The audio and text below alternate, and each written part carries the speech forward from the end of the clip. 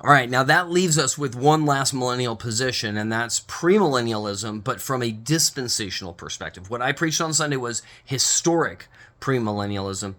Dispensational premillennialism jumps off of the dispensational interpretive lens that we've talked about, that understands that God is treating Israel differently than he treats the church, that there is a distinction, that there is a place that Israel holds in God's providence that is distinct from the rest of the church.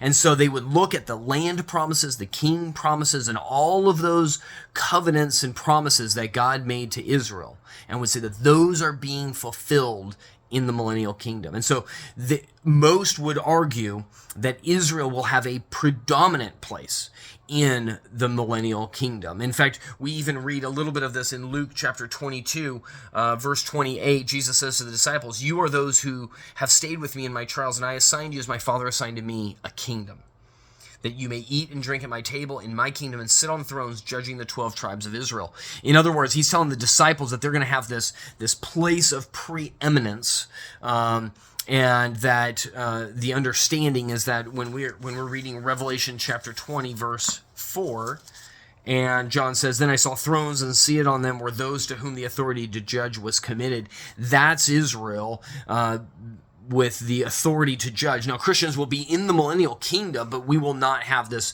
dominant role of judging. And so the timeline associated with dispensational premillennialism lines up with what I preached on Sunday, the historic premillennial position. The distinction is who are the participants and what's going on. And again, if you're going to take a dispensational premillennial position, then you're taking a dispensational interpretive lens. And so you go back and look at all of those and go, does that all line up from your interpretation of Scripture? So that leaves us with the four millennial position, or three millennial positions.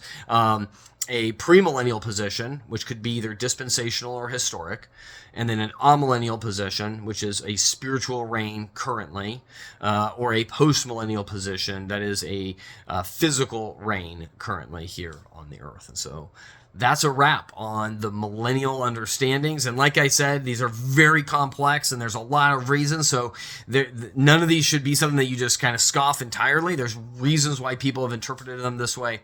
So I would encourage you to dive in and be convinced in your own mind as we read in Romans 14:5. All right, love you guys.